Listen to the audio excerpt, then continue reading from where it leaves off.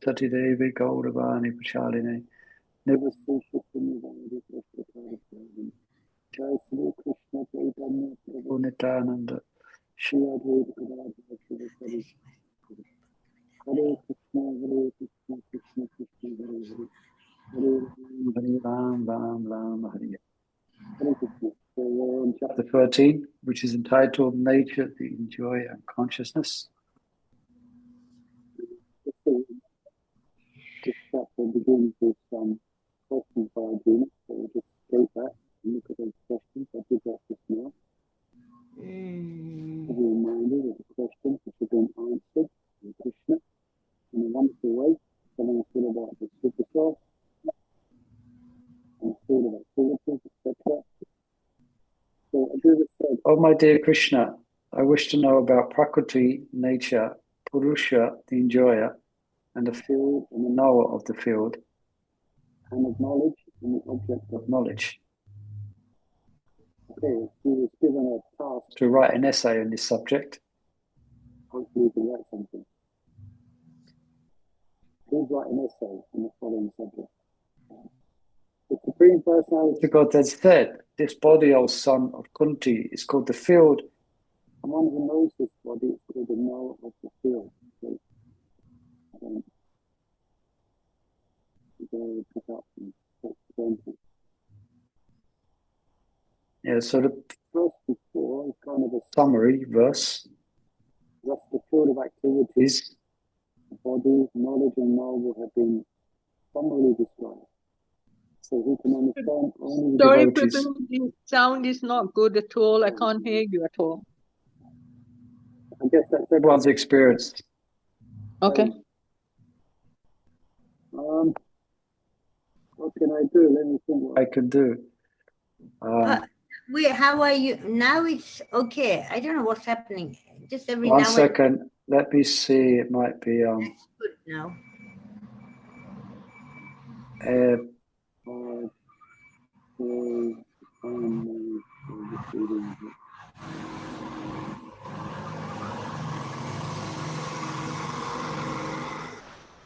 Is that better? Hare Krishna, Hare Krishna, Krishna Krishna, Hare Hare. Yes, that's really good. That's really good.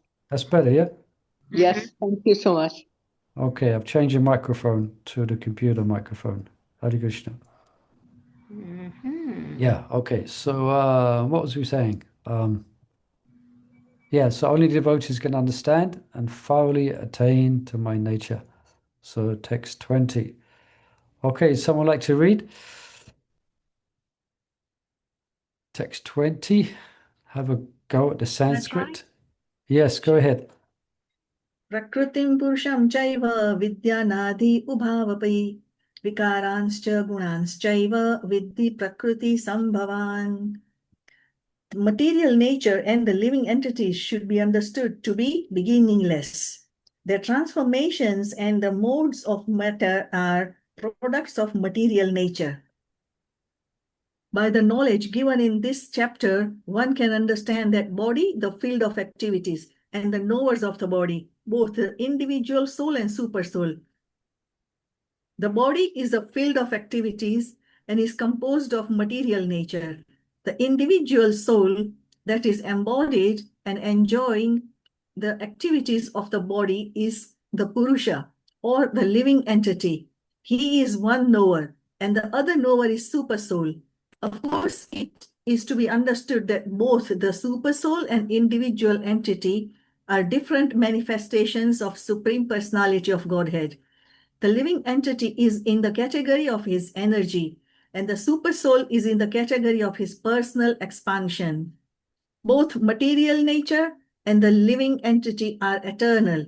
That is to say that they existed before the creation. The material manifestation is from the energy of the Supreme Lord, and so also are the living entities. But the living entities are of the superior energy. Both the living entities and material nature existed before this cosmos was manifested. Material nature was absorbed in the Supreme Personality of Godhead, Mahavishnu, and when it was required, it was manifested by the agency of Mahat Tattva. Similarly, The living entity are also in him, and because they are conditioned, they are averse to serving the Supreme Lord. Thus, they are not allowed to enter into the spiritual sky. But with the coming forth of material nature, these living entities are again given a chance to act in the material world and prepare themselves to enter into the spiritual world. That is the mystery of this material creation. Actually, the living entity is originally the spiritual part and parcel of the Supreme Lord. But due to his rebellious nature, he is conditioned within material nature. It really does not matter how these living entities or superior entities of the Supreme Lord have come in contact with the material nature.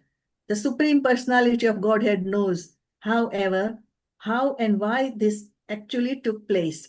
In the scriptures, the Lord says that those attracted by this material nature are undergoing a hard struggle for exercise, but we should know it with the Existence. certainty from the descriptions of these few verses that all transformations and influences of material nature by the three modes are also productions of material nature. All transformations and variety in respect to living entities are due to the body. As far as spirit is concerned, living entities are all the same. Thank you. Hare Krishna. Thank you. Any immediate reflections or questions here?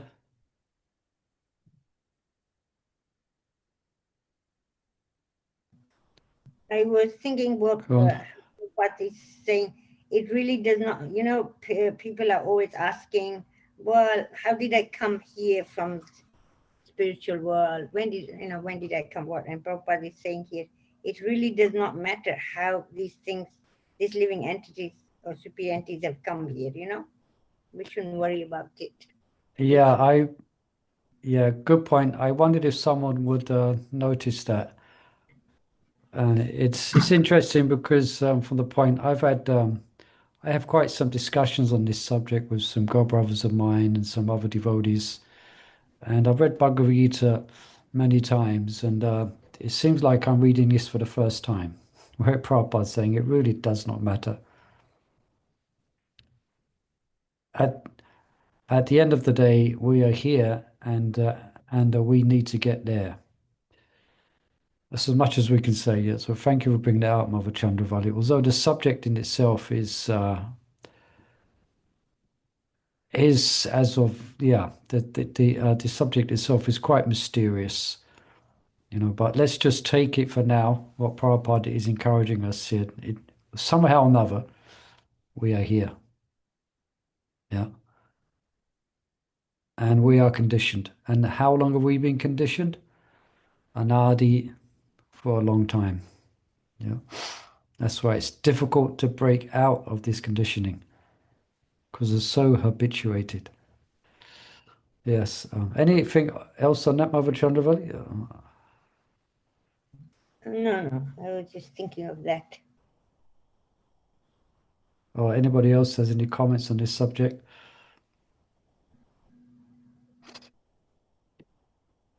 I mean, I'm trying to control myself and not get tempted to open up a whole discussion about it. Because there is Prabhupada. I've collected quite a few quotes from Prabhupada in this regard. Be good to hear, because I hear it so often in Prabhupada's classes. What aspect do you hear? This about, like, don't worry about how long you hear. Start, get on with the process. Yeah. Get, go to the spiritual world. Don't stay here. Yeah. Trying to listen to that Prabhupada Lilamrita. So in the beginning, he's really, so many devotees ask these kind of questions. And his answers generally in that line? Yes. Yes. Yeah. Yeah, it is spoken about. Prabhupada does speak about it in his purports. He gives different different descriptions. Sometimes he explains that the jivas come from Mahavishnu, some etc. But then other places seem to indicate that we were in some type of Krishna Leela. But quick, I'm getting into the whole discussion. Better hold myself back. Let's just try and that's for another discussion, perhaps.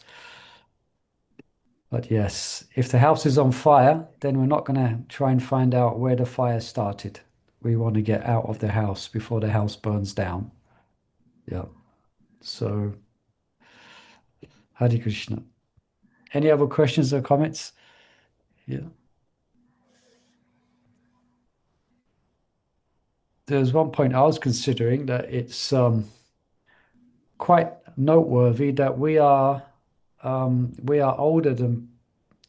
older as spirit soul than the planet itself. We are eternal, and Yeah. even this planet is temporary. It's manifest for some time, it stays for some time, and then it gets annihilated. And we are older than the universe, even. We could take it up a scale. We're older than the universe, or we're older than the universes. Or we're not older, we are eternal.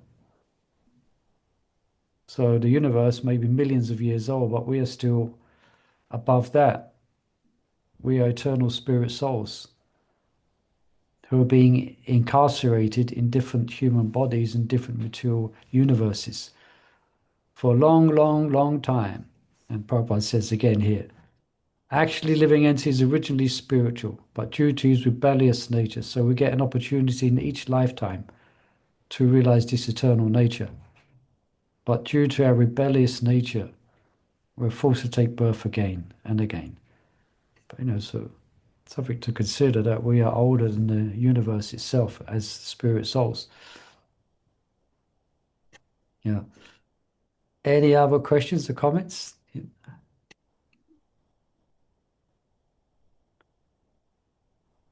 Okay, let's read on. Text 21.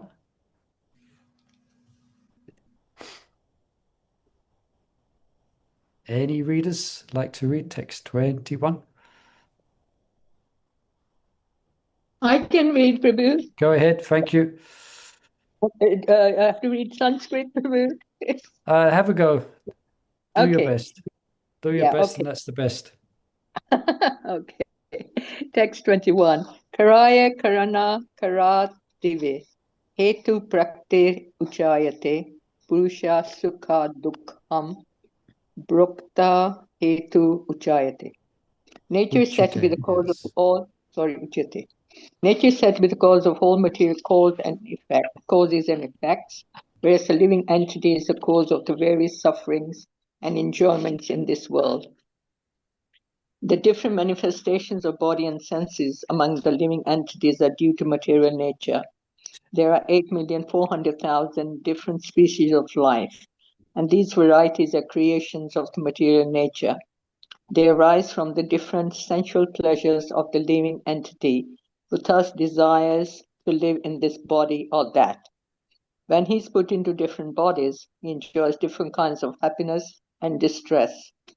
His material happiness and distress are due to his body and not to himself as he is.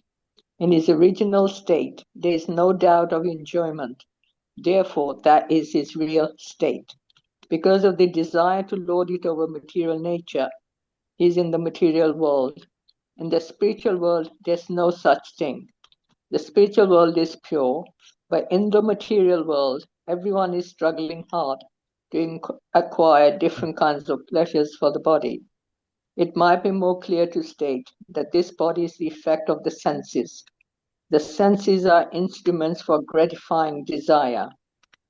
Now, the sum total body and instrument senses are offered by material nature, and as will be clear in the next verse, the living entity is blessed or damned with circumstances according to his past desire and activity. According to one's desires and activities, material nature places one in various residential quarters. The being himself is the cause of his attaining such residential quarters and his attendant enjoyment or suffering. Once placed in some particular kind of body, he comes under the control of nature, because the body, being matter, acts according to the laws of nature. At that time, the living entity has no power to change that law. Suppose an entity is put into the body of a dog. As soon as it is put into the body of a dog, he must act like a dog. He cannot act otherwise. And if the living entity is put into the body of a hog, then he is forced to eat stool and act like a hog. Similarly, if the living entity is put in the body of a demigod, he must act according to his body. This is the law of nature. But in all circumstances, the super soul is with the individual soul. That is explained in the Vedas. Manu Daka Upanishad 311. Sorry, Upanishad. Deva Sparna Sukhuja Sakhaya. The Supreme Lord is so kind upon the living entity that he always accompanies the individual soul and in all circumstances is present as the super soul or Paramatma. Oh, Paramana. Okay, thank you. Hare Krishna. Thank you. So a bit more on this subject is now a bit more has been described here. You know, we are the cause of being here, or we are the cause of being embodied in this world. Said here, nature is the cause of all material causes and effects, whereas the living entity is the cause of the various sufferings and enjoyments in this world. Yeah. So we are the architects of our own present situation, which we are in, the present body that we have. But we can change that by taking up Krishna consciousness. Yeah. Yes. Any other comments or questions? That's the basics of this verse in purport.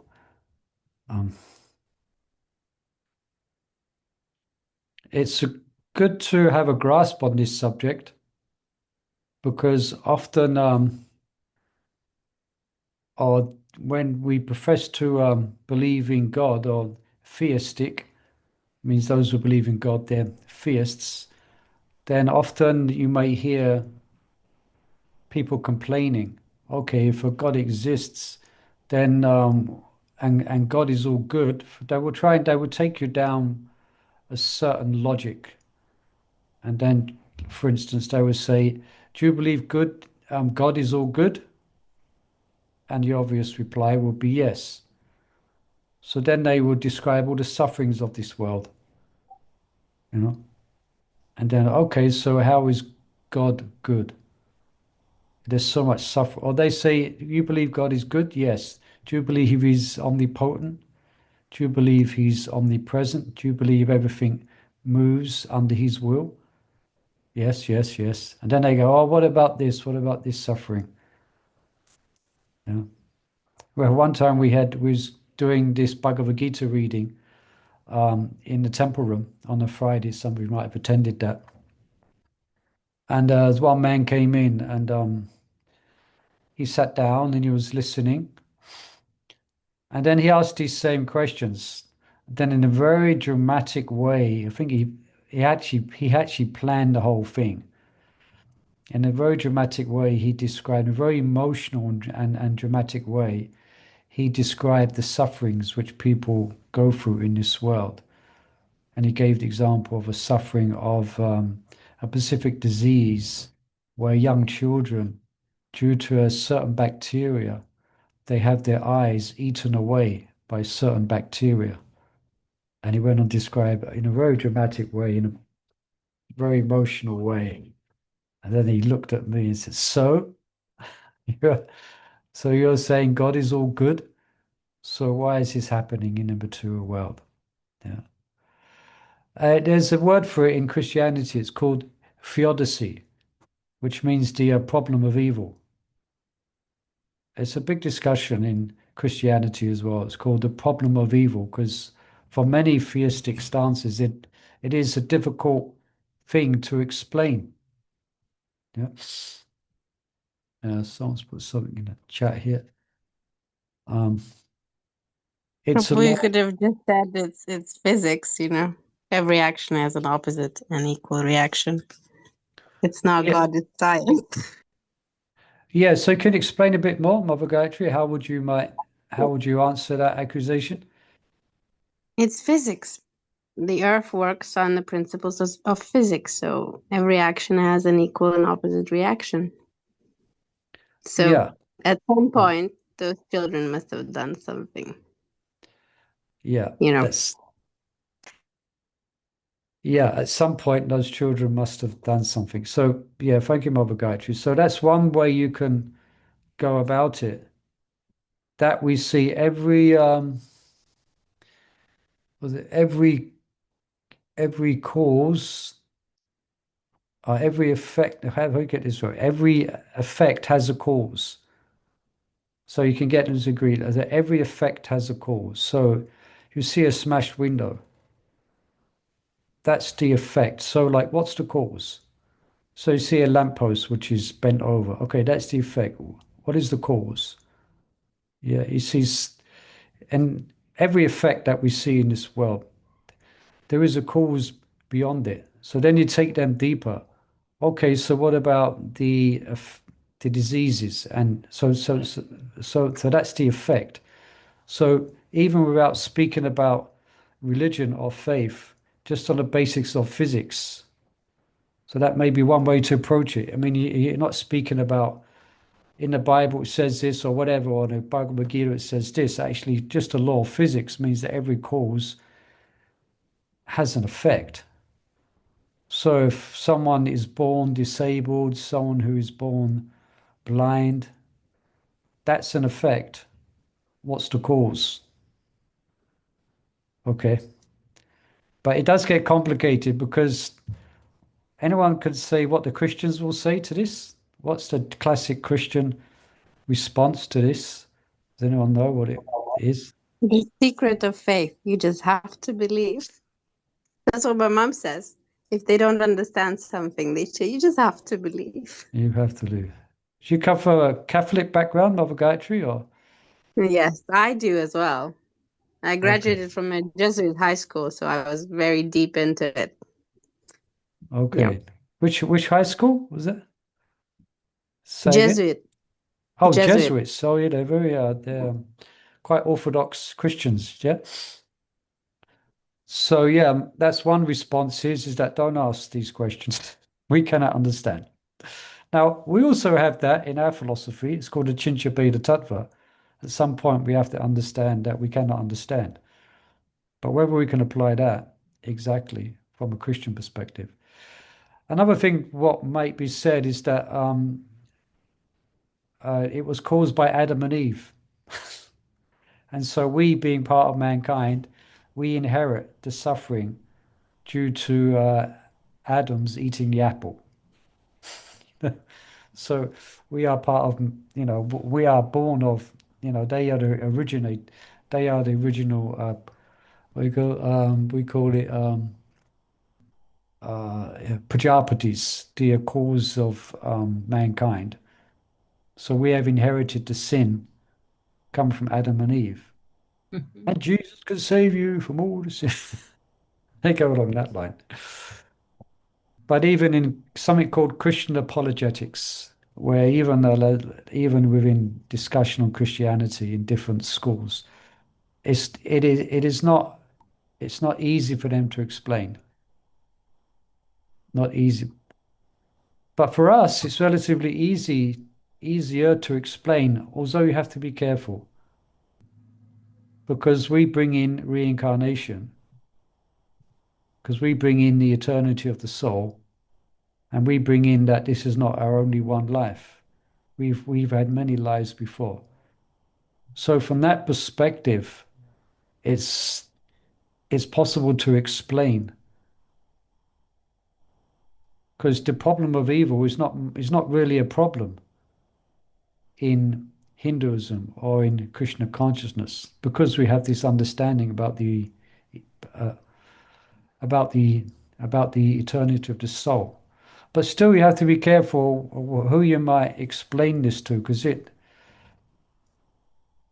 There was one famous footballer. I don't know if any of you can remember him. I Perhaps not. remember. I was going to say that, yes, Oh, the Rajka. footballer got he was taken out of the football team because he spoke about karma. Yeah, Glenn Hoddle, his name was. And he was commenting on some, I don't know exact context, but on the disability, on the disabled people in wheelchairs. And he dared to say that they were the cause, yeah, they were the cause of it. And then it went public, it went national, and he was asked to step down from his position. Yeah. So you have to be, so some people are not ready to hear this. If a child is, for instance, is born disabled, and you say and you bring up the law of karma, then they're going to accuse you of saying having being kind of heartless. Well, they deserve it. They caused it in their last life. It's their fault. And they make a big exaggeration that you're actually blaming them. You know, it it's their own fault. It's their own fault. So you have to be careful of how you might explain it, because what we have to do is that we understand karma, but we still feel compassionate for We have people to who show are disabled. empathy. Yeah, we show, yeah, thank you, Mother Kishore. We show empathy and we show compassion, yeah, for people who are, diseased or whatever. Yeah.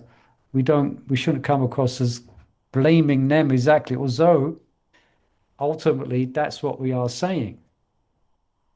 But it doesn't negate compassion. The fact that they took a wrong decision influenced by material conditioning in a previous life has then now led them to this situation. And we should feel for their situation. We should empathize with their situation and give them an opportunity to get out of the cycle of birth and death and to enter the spiritual world where there is no suffering. Yeah. It's quite amazing how the discussions they have in some circles gets quite deep, but none of them seem to give any credit much to the or credit to our understanding of the law of karma and the eternity of the soul. Because that brings up a whole different discussion, say in Christian circles, where you start speaking about the eternity of the soul and reincarnation and that stuff. And they just don't go there, They're which not they're, just Christian, even Hindus. Now, so recently we had that plane crash, Air India plane oh, crash. yeah, yeah, yeah. We can't go and tell them, oh, the life is cut short and God has done that and whatever God does is good for you. It's going to be very offensive to them, even though they know the reincarnation and everything. It's going to be very painful. We just have to say, I'm very sorry Yeah, this that's it. happened and this is how God wanted it. We have to be But very, very careful yeah, yeah. not to mention karma and all the rest of it. Even you should be careful saying that's the way God wanted it. Oh, yes, we have to be careful. You might, find, but you will find actually that down like on the ground in India amongst people in general, that is their understanding. And although the grief is very difficult in the beginning, that's how they will process. They will be able to properly process that under because under it's karma, it's all in the hands of the Lord. Yeah. So We just normally say that whatever God likes, He does. It's not in our hands. Something very, very simple we have to say. Otherwise, it's very, yeah, very that's upsetting. yeah. Because most of us know that there's this or that person. Like two girls, when they were in the Avanti school and they have become orphans. And it was all Say the again. community in Bhaktivedanta manner thinking, it's so bad. And everybody showed empathy. What happened to say it Two again? girls in Avanti Primary School. My grandchildren go there. in the primary school. One child is about 6 years, and another one is 9 years. And the mother had a cancer, and she Oh, I see. passed away. So the father took the ashes to put it in the holy river. Yeah. So 18 days later, as he was coming, the plane crashed. Oh, he was on So, that plane. so within 18 days, the girls have lost a mother and a father. Now it's very, very painful. Yeah. Well, yeah. So how do you pacify? Yeah. So you have to let people grieve. You cannot come. You have to, you have to give them space to grieve and come to terms with things. But those who are coming from India, at least at some point, they will be able to they will be able to process that actually, and it's Faster, also just faster, yeah yeah. faster. You know, there was one I saw. There was one of the in one of the Kumbh Melas many years ago.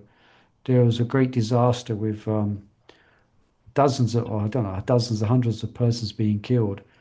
And there was, Renshaw speaks about this actually, and there was one Western person who was there observing things, and he was interviewing everyone about it.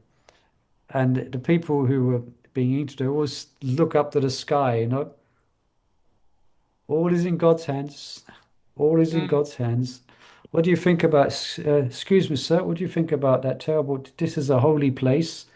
This is a place where everyone's coming to do good. They're all religious, and yet about 100 people just been killed. Can you say something about that?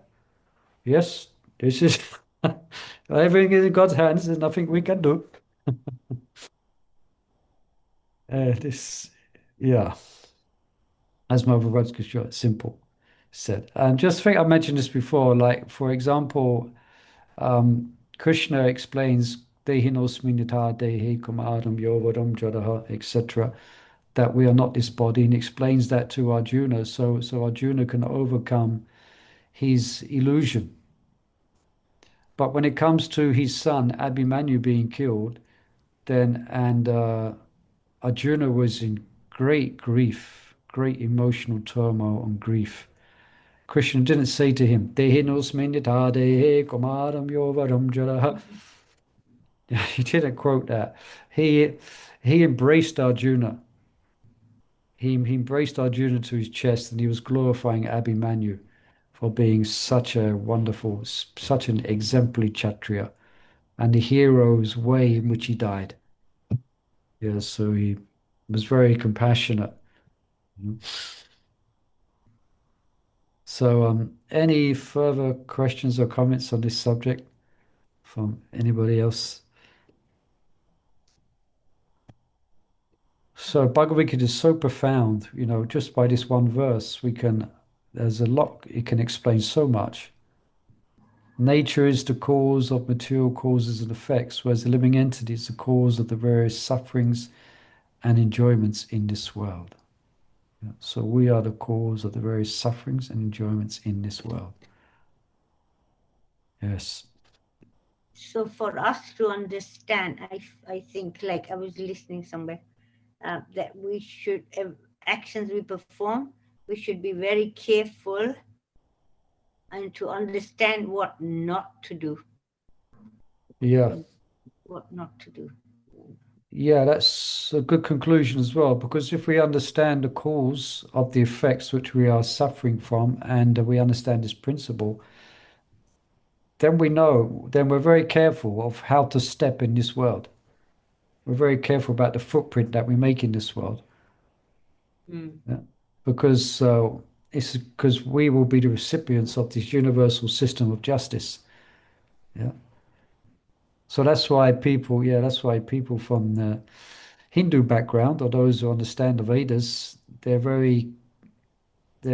take being pious, or some do, take being pious is very important. Of course, when they come to the West and they associate with impious people, and when impiety becomes the norm, then they get covered, often. But anyway, it's another subject.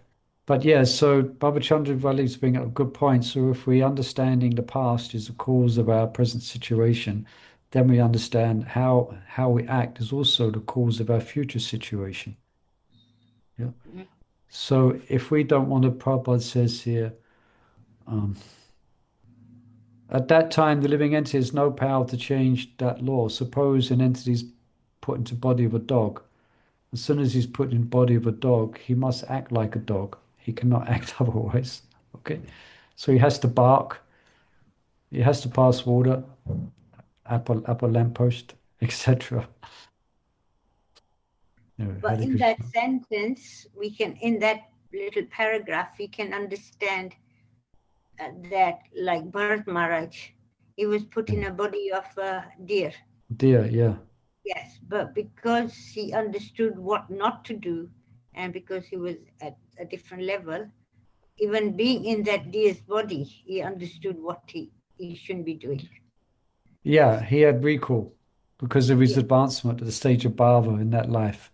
He had a clear perception of what happened in the last life. Yeah. So he was very careful.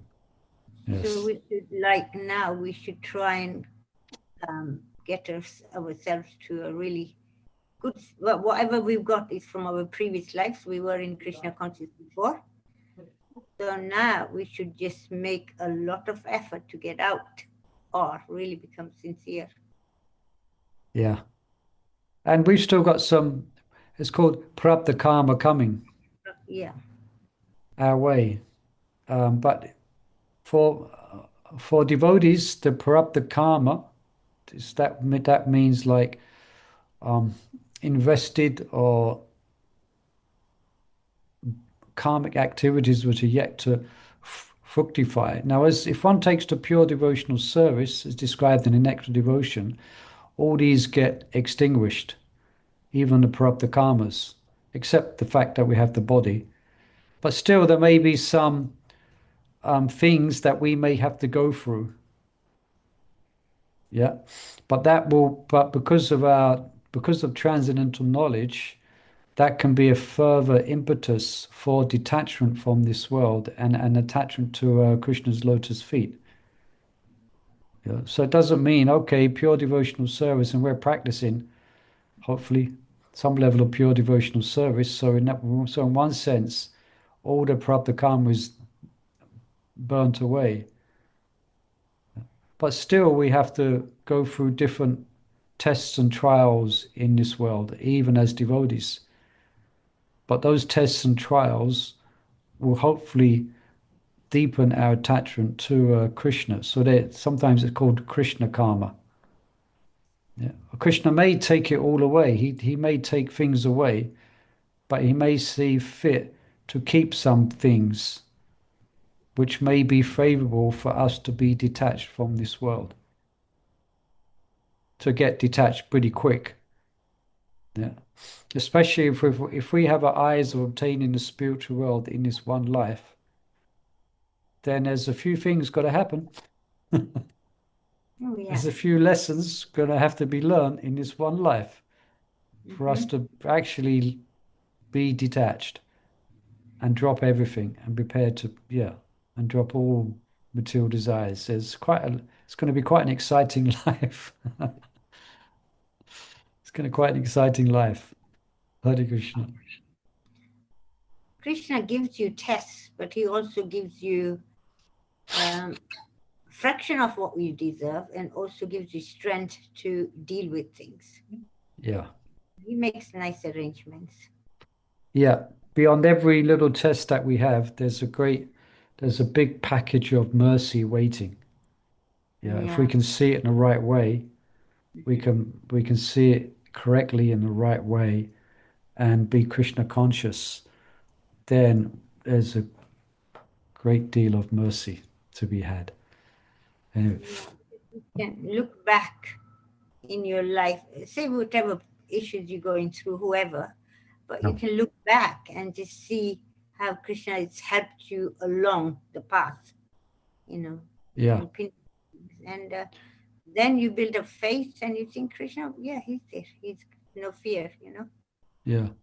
That'd be good exercise that you can do. Sometimes we can do it in a workshop. You can spend 10 minutes and just reflect back on your life and now look back and see how Krishna actually was helping you in that situation. Yeah. You just write it down. You think of incident happened 15 years ago or something, and then you revisit that and see where you are now, and then you can identify how Krishna was moving in that situation. It can increase our faith. Yeah. Okay. So important verse. Any other last comments or questions on this verse? So have a look at text 22. Yeah, theodicy, the problem of evil. But for us, it's not much of a problem. But how to explain this, we have to be a little bit intelligent and yeah, sensitive. Okay, so 1322. This is the famous verse. This one of the verses from my Back to Sastri learning. Perhaps I'll have a go at reading. Purusha prakriti stohi bhukte prakriti jangunan karanam gonu sangavasya sat asat yunijamashu. The living entity in material nature follows the ways of life, enjoying the three modes of material nature. This is due to his association with that material nature. Thus he meets with good and evil amongst various species. So due to Sangha, Guna Sangha, our particular association with different modes, therefore we meet with good and evil. Due to our association. Yeah.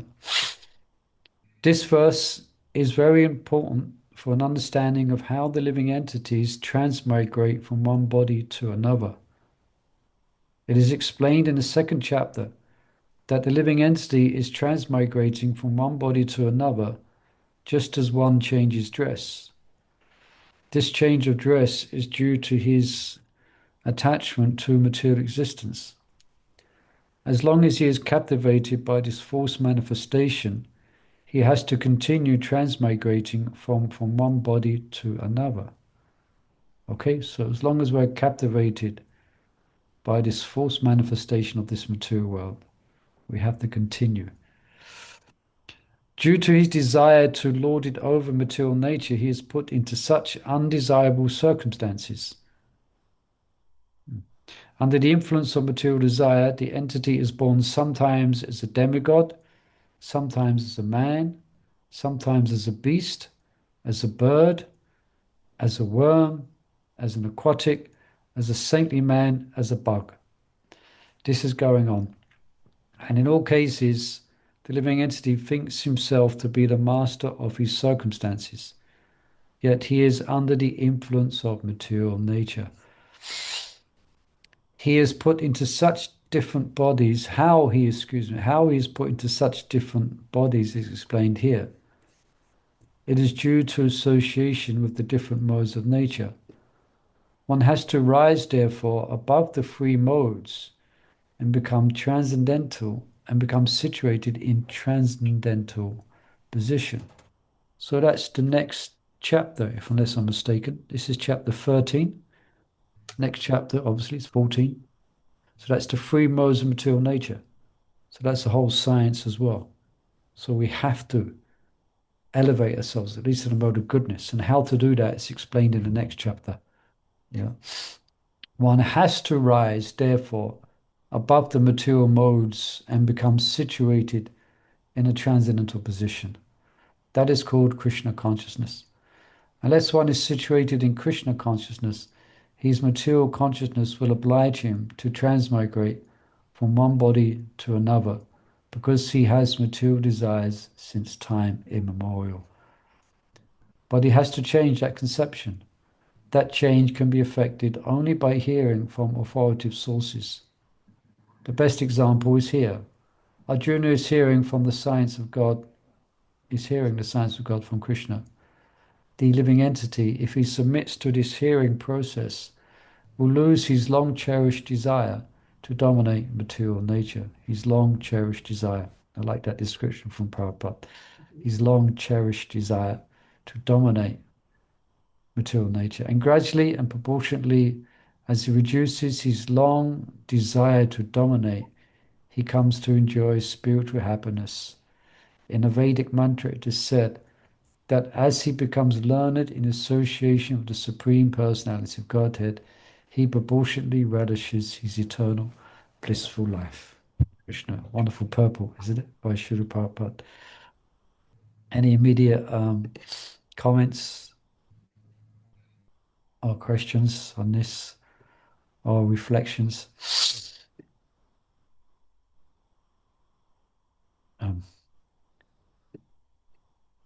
Prabhupada's purports are very deep, actually. And even one sentence can mean so much. Like this fact here, I was meditating on this just the other day. There was one class and it was mentioned this um,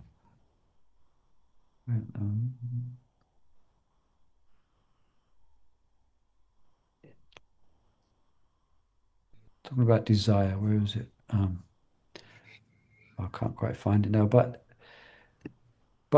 when it mentions that we are born again due to our material desire, or the fact that we have material desires, means that we cannot go to the spiritual world. But sometimes when we hear that statement, we we look at material desires as something which happens to be there, part of our psycho makeup. We just, we've got these, we've got this desire, or we've got these material desires, and we look at them as something separate, which in one sense we should. But the point I'm making here is that we can't go to the spiritual world because we don't want to go to the spiritual world, because we're desiring something else. You understand? Because we're desiring not to go. Like the reason is that you may not go to the spiritual world is not because you have something hanging on your back called a material desire, which you're just carrying with you. You understand? No, because you don't want to go back. You're attached to your material situation. You still have this long cherished desire to lord it over material nature. It may be subtle, which means, so therefore, if you still have that, then why should you go back? Yeah, because if we have material desires, you get the point I'm making. If we have these material desires, then we can't go back to the spiritual world because we don't want to. We still got plans here. Yeah. So in the beginning, it's like a bit mixed. Like we take up Krishna consciousness, and we've still got material desires there, and we're practicing Krishna consciousness, and we may have to purify those desires. Yeah, that may be one way to purify those desires. But unless that's why Prabhupada mentioned here, unless we're hearing, unless we become learned in association, yeah, unless we choose to let go of those until we don't have those desires anymore. Yeah, those desires become purified, and we don't have them anymore, and we only desire Krishna. We only desire Krishna, and we only desire to serve Krishna, and we only desire to give pleasure to Krishna. We have no desire for our own selfish satisfaction. Then we're qualified to go back to the spiritual world. Why? Because we don't desire anything else. There is no desires in our heart. Anyone know that statement Prabhupada said, even if we're attached to one sunset, to a sunset, something towards those effect. I mean, if we have any attachments here, we have to give them up. Yeah, then we won't be qualified to enter the spiritual world. Now, there is that statement where Prabhupada, that statement where Prabhupada explains, okay, even if he was explaining this point, and all the devotees were looking quite troubled and depressed when Prabhupada was saying you need to have zero, you have to have no material desires and go back. So Prabhupada, just paraphrasing it, Prabhupada looked at everyone and said, okay, so 80%. Then they all then they all looked depressed still. I forget what percentage he came down to, because he mentioned that I have special backdoor key. even if yeah. But that doesn't mean, based on that, that we sit back and we cultivate and meditate upon material desire with the so-called idea that it that it's okay. I'm going back because Prabhupada's got the back door key. No, that'd be the wrong mentality. We have to seriously um, try to evaporate or try to get rid of material desires by following Krishna consciousness.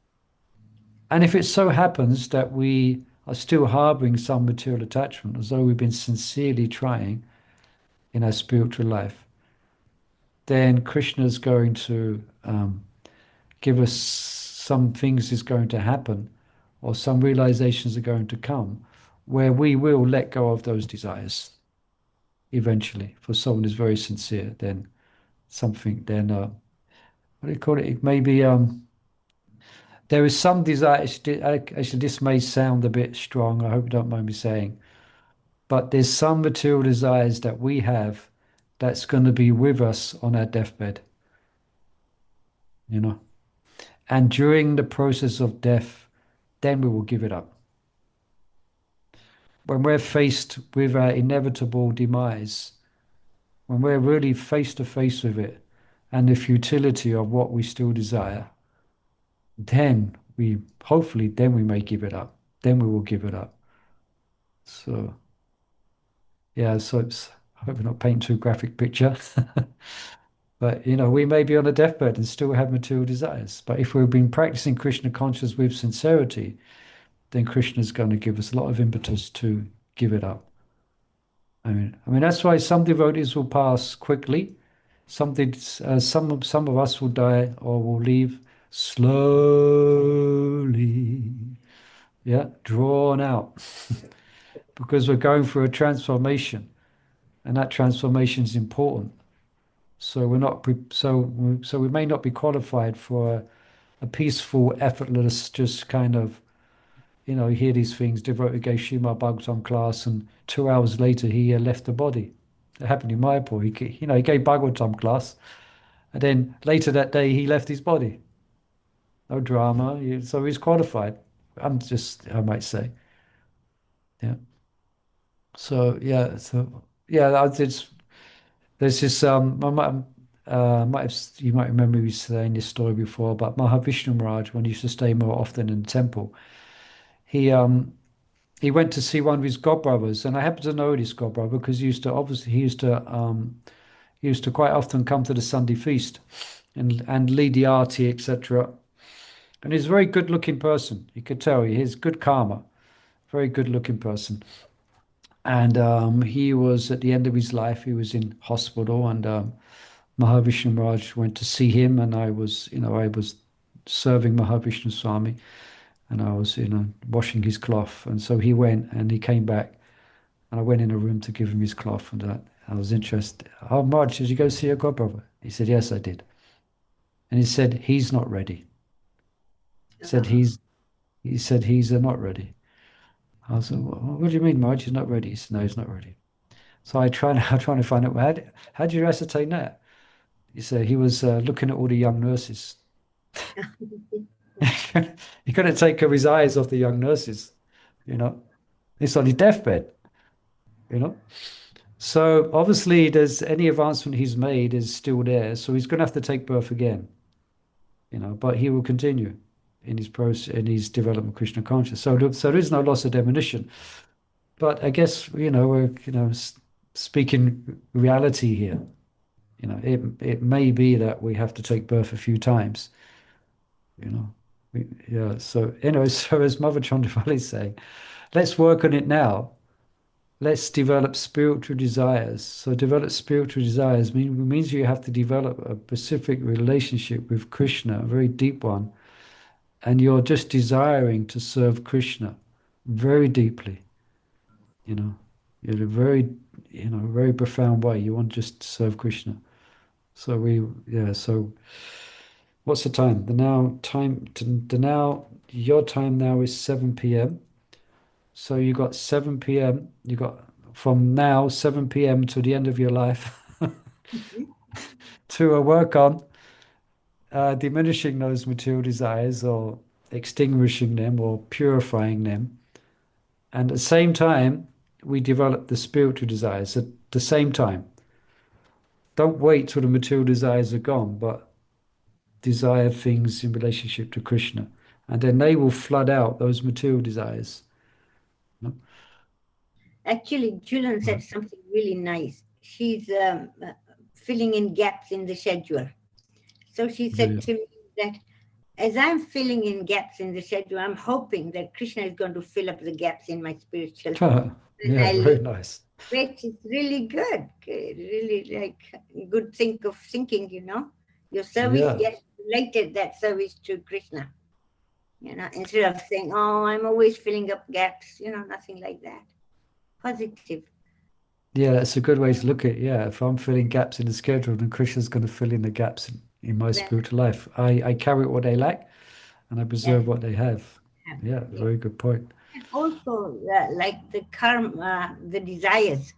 We always have desires, material or spiritual, whatever. So we got to change the material desires into spiritual desires. So when you like something, when you want to dress somewhere, some other, but if you do that for Krishna, like practice, even this morning, Titi Saktimata is giving class, you practice. Nothing's going to just happen, but you keep practicing and you'll be perfect at the end. But we have to practice. Yeah. Want to eat something, okay, I like it, the taste is there. Okay, but we have to cook for Krishna. And then you just cook for Krishna, offer, and as the Maha comes out, it's even more tastier because Krishna has had it. You know, so you can change your desires from material to spiritual. Yeah, thank you, Bhagavad. She's just explained it in a very simple way, how it happens in Krishna consciousness. You know, we may desire to eat this, we may desire to enjoy this way, but instead we're going to cook something nice for Krishna. Yeah, or we may desire to dress this way and nicely, or this way and that way, but no, let's address Krishna very nicely. Or we desire when we get money, or let me spend it on my own self or situation, no, but we spend what we need and then we give it to Krishna. Yes. So as that process is the one of transforming desire, changing it. Yeah. And we can do that. That's what sadhana bhakti means. It means that we engage in Krishna service and we desire to make Krishna nice things, to cook for Krishna, to preach on Krishna's behalf. Yeah. Yes. I have one thing, like I have a grandson, he's 2. And everything is, his name is Gorahari. So everything is like, this is for Gora, this is for Gora. No, for Gora. So now we're trying to teach him, okay, you want flower, Gora? Yes. Offer it to Krishna and Gora can smell it. You know? You want to eat it? Yeah. Offer here, quick, offer to Krishna and you eat it. So at the moment, how our condition, I see the conditioning, how it's for me, it's for Gora, it's for me, it's me. So then you have to train them. Yeah, so very fortunate to be born in such a family. Hare Krishna. All right, perhaps we better pause here. Now, tomorrow, on Wednesday, we don't have tomorrow, is it? Today's Monday. Wednesday, I'll be traveling on land. I've got 16-hour driving through the United States of America. We're traveling over land. We're carrying lots of paraphernalia for our teachings. So I won't be able to make it on Wednesday. And I'll be somewhere in America on the road. And on Thursday, for those who are interested to attend the Sudha Bhakti Chintamani, it's not going to happen on Thursday, so it's going to happen on Friday. Okay, because I'm traveling 2 days across land. We're staying overnight in one temple, then we're on the road again. So on Friday, I'll be at the place where I'm supposed to be, Michigan, Grand Rapids. So if any of you are planning to attend the Sudha Bhakti Chintamani, which we're doing as a group, if you want to join us, that's on Friday now, yeah? And after this, I'm going to send a note on that WhatsApp group that was created. Okay, so Sudha Bhakti Chintamani will be on Friday. Not this Is Thursday. that I'm just doing this Friday. week or No, permanently on? that I will announce that on the Friday. That's just for this Friday because Thursdays does suit me better. Thursdays will be better. So then we'll go back to Thursday. It's just that I'm traveling on Wednesday and Thursday. Perfect. Thank Okay, you. I'll You make that send clear. a new link then, right? Yeah, I'm going to create a link now. I'm going to do it now. Okay. So thank you everyone for joining us. I hope this discussion was of interest about the problem of evil, etc. And Don't forget to send it to Zipadatri as well, because there'll be other people joining. yeah, I will. Okay. Okay. Thank you everyone. Hare Krishna. Have a good evening, and I hope Srila Prabhupada ki jai. Hare Krishna, Prabhu. Gaura Thank you. Premanande, Hare Bol, Hare Hare Krishna, Bol. Krishna Krishna, Hare Hare, Hare Ram, Ram Ram, Hare Hare.